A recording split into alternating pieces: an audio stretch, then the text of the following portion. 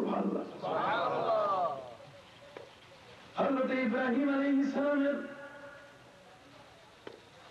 এই করুণ অবস্থা দেখে দুনিয়ার সমস্ত প্রাণীগুলো পর্যন্ত কেঁপে উঠেছিল। প্রত্যেকটি প্রাণী যার যার শক্তি দিয়ে নমরুদের আগুনকে নিভাবার চেষ্টা করছে। এমনকি ব্যাঙ, এই ব্যাঙ ঠ্যাং উঁচু করে কেউ পেশাব করে দিয়া নমরুদের আগুনকে নিভাবার চেষ্টা করছে। নবীর উপরে জুলুম, যিনি তাদের জীবনের কোনো ক্ষতি করেন নাই, তাদের সম্পদের কোনো ক্ষতি করেন নাই, তাদের অর্থকরীর কোনো ক্ষতি করেন নাই, এমন একজন নবী, নবী ইব্রাহিমের উপরে এই অত্যাচার প্রাণীরা পর্যন্ত সহ্য করতে পারে নাই। ব্যাঙ ঠ্যাং উঁচু করে পেশাব করে দিয়েও নমরুদের আগুন নিভাতে চেয়েছে। চিন্তা করতে পারেন, 40 দিনের প্রজ্বলিত আগুন ব্যাঙের অতটুকু পেশাবে, কয়েক ফোঁটা পেশাবে, এতে কি নিভানো সম্ভব? কিন্তু আল্লাহ খুশি হয়ে গেছেন ব্যাঙের উপরে। ব্যাঙের উপরে খুশি হইয়া ব্যাঙকে আল্লাহ রব্বুল আলামিন মর্যাদাবান করে দিলেন। যারে ব্যাঙ এই পৃথিবীর একমাত্র হাইওয়ানের মাকুলুল লাহাম, যে পশুগুলোর গোশত খাওয়া যায়, যে পশুগুলোর কি গোশত খাওয়া যায়, ওই পশুগুলোর পেশাব পর্যন্ত আমি পবিত্র ঘোষণা করি নাই। গরুর গোশত খাওয়া যায় কিন্তু গরুর পেশাব পবিত্র নয়। ছাগল খাওয়া যায়, ছাগলের পেশাব পবিত্র নয়। পবিত্র? আল্লাহ বলে দিলেন, যারে ব্যাঙ আমার নবী ইব্রাহিমকে বাঁচানোর জন্য তোমার সাধারণ চেষ্টা, পেশাব দিয়ে তুমি নমরুদের আগুনকে নেভানোর চেষ্টা করেছ, আজ থেকে কিয়ামত পর্যন্ত তোমার মর্যাদা বাড়াই দিলাম। তুমি এরকম যতবারই পেশাব করো না কেন, তোমার পেশাব যদি কোনো ইমানদার ব্যক্তির জামায় কাপড়েও যদি লাগে, তোমার পেশাব তাদেরকে অপবিত্র করবে না। দেখছেন, একটা ছোট্ট প্রাণী নমরুদের আগুন নিভানোর জন্য কতটুকু মাল আছে, চেষ্টা করছে। চেষ্টা থেকেই আল্লাহ রব্বুল আলামিন গ্রহণ করছেন। আর একটু বড় করে বলেন সুবহানাল্লাহ।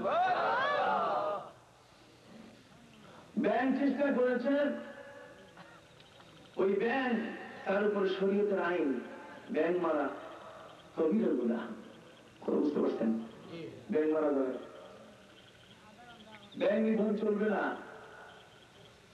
ব্যাঙ ইব্রাহিম আলাইহিস সালামের এই বিপদের মুহূর্তে সহযোগিতা করার কারণে তার একটি স্বতন্ত্র মর্যাদা তৈরি হয়েছে। আর একটু জোরে বলেন সুবহানাল্লাহ। বলতেছিলাম, হযরত নবী ইব্রাহিম আলাইহিস সালাম জিবরাইলকে বললেন, জিবরাইল, আজকে আমি আল্লাহর ব্যাপারে সিদ্ধান্ত গ্রহণ করার বিষয়টি আমি জানতে চাই। আজকে আমিও একটি পরীক্ষার সামনে নিজেকে উপস্থিত করতে চাই। আমার আল্লাহ আমার ব্যাপারে কি সিদ্ধান্ত দেন? হযরত নবী ইব্রাহিম আলাইহিস সালাম যখন আগুনে ছোঁয়া ছোঁয়া উল্লাস শুরু হয়েছে, নমরুদের 3 বাহিনী, নমরুদের ভক্তরা, আজ আর ইব্রাহিমকে বাঁচানোর শক্তি দুনিয়ায় কারো নাই।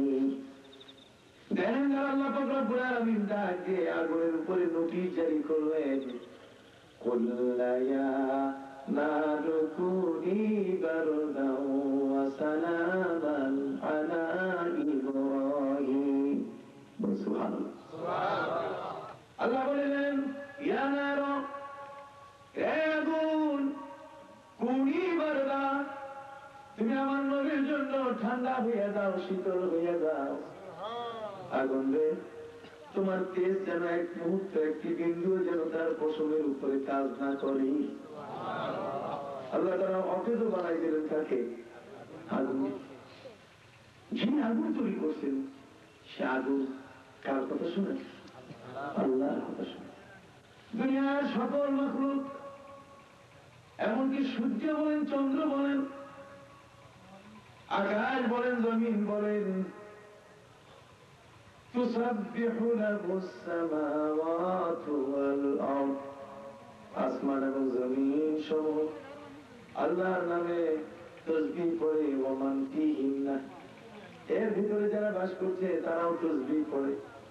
ইউসাব্বিহু লাহু মা ফিস সামাওয়াতি ওয়া মা ফিল আরদ, আসমান এবং জমিনের মধ্যে যত মাখলুক আছে সবগুলো আল্লাহর তাসবিহ পড়ে।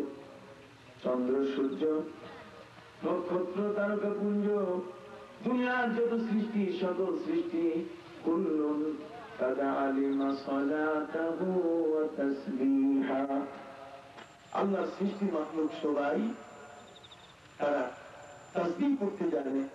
আল্লাহর সৃষ্টি মাখলুক যত আছে আজরিন সবগুলো এরা সালাত করতে জানে, আল্লাহর নামে সিজদা রুকু করতে জানে। বলো সুবহানাল্লাহ, বলো সুবহানাল্লাহ।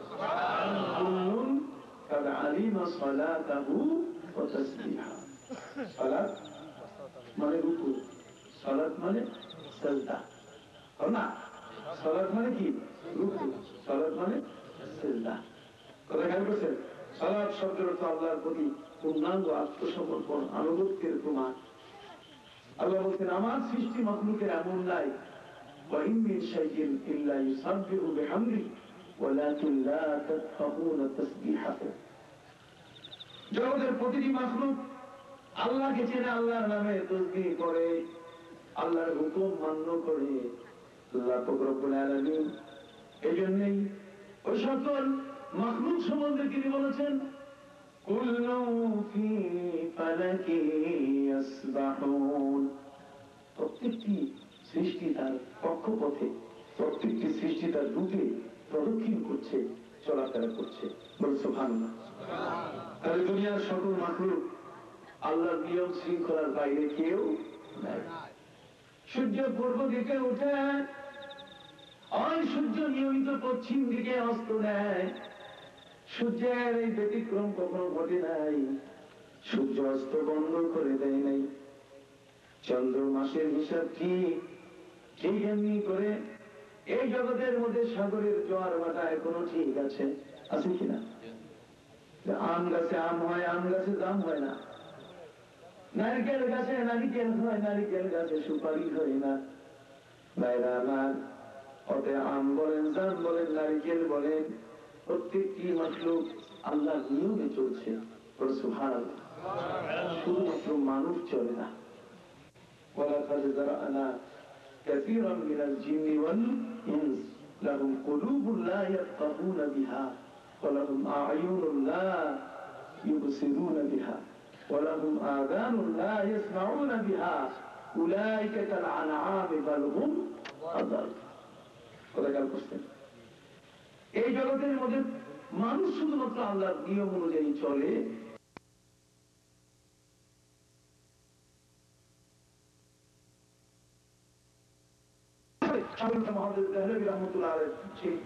হাদিসটাকে স্বীকার করে নিলেন, সাদাক্তা সাদাক্তা লাকাদ সামি'তু হাযা মিন রাসূলিল্লাহি সাল্লাল্লাহু আলাইহি ওয়াসাল্লাম, তুমি সত্যই বলেছো, আমি রাসূল করিম সাল্লাল্লাহু আলাইহি ওয়াসাল্লাম থেকে সরাসরি হাদিস শুনেছি।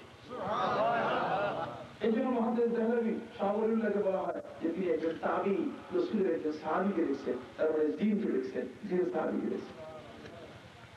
ভাইরা আমার, এই শাহ ওলিউল্লাহ মুহাদ্দিস দেহলভী যখন নিজের বাড়ির থেকে রাস্তা পার হতেন, বাড়ির থেকে মসজিদ, বাড়ির রাস্তার এ পাশে আর মসজিদ কি রাস্তার ওই পাশে, যখনই তিনি বাড়িতে যেতেন, মসজিদে যেতেন, তখন ওনার মুখের মধ্যে ঢাকা থাকতো পোশাক, রূপোস তিনি ছিলেন। কথা খেয়াল করছেন? আপনাদের মনে হারিয়ে গেছে নাকি? রূপোস মানে মুখ ঢাকা। ঠিক অনুরূপ ভাবে রাজশাহীর বোয়ালিয়ার পাশে আল্লাহর একজন মহান ওলি শুয়ে আছেন, শাহ মাকদুম রূপোস রহমতুল্লাহ আলাইহি। কি নাম? শাহ মাকদুম রূপোস। শাহ মাকদুম রূপোস, রূপোস কিন্তু তার নামের শেষে আছে। রূপোস শব্দের অর্থ হচ্ছে মুখ ঢাকা, কখনো তার মুখ মানুষ দেখতে পেত না। অনেকে বরফের আব্দুল কাদের জিলানী রহমতুল্লাহ আলাইহি পাঠিয়ে দিয়েছিলেন যে তুমি একটু যাও তো দেখি, রাজশাহীর একটি জায়গায় পদ্মা নদীর পাশে মুসলমানদেরকে প্রতিদিন একজন করে সেখানে বলি দেওয়া হচ্ছে, মুসলমানের মাথা কেটে রক্ত দিয়ে গুলি খেলা হয়, তুমি সেখানে যাও। হযরত শাহ মাকদুম রূপোস রহমতুল্লাহ আলাইহি শাহজালাল ইয়ামানি যখন যেমন এসেছেন দুলালের আদেশ প্রাপ্ত হয়ে তিনি চলে আসতেন বাংলার মাটিতে। খুঁজে খুঁজে তিনি রাজশাহীর গোয়ালিয়ায় দত্ত বাবুদের আস্তানায় এসে পৌঁছলেন। প্রতিদিন একজন মানুষকে হত্যা করা হচ্ছে, ওই মানুষগুলোর রক্ত দিয়ে গুলি ফেলা হচ্ছে, মানুষগুলোর কল্লাটা সাইজের মধ্যে বসাই দিয়া এরপর এক আঘাতে কেটে ফেলে। এখনো ওই পাথরটা, যেই পাথরে অসংখ্য গণিত মুসলমানের মাথা কাটা হয়েছে, রূপ শাহমতুল্লাহের মাজারের পাশে ওই পাথরটা এখনো রাখা আছে। আমি বহুবার দেখে আসি, না দেখলে আপনি বুঝবেন না যে হিন্দুরা মুসলমানের মাথা দিয়া রক্ত দিয়ে কি উল্লাস করছে, সবাই কাজ করছেন। নির্যাতন কম করে নাই ওরা, অসংখ্য মনের নির্যাতন করেছে, কিন্তু কোন মুসলমান এই জগতের কোন হিন্দু খ্রিস্টান কারো করে কোন নির্যাতন করে, অসংখ্য নির্যাতন আমাদের উপরে করেছে। ওই নির্যাতনের শেষ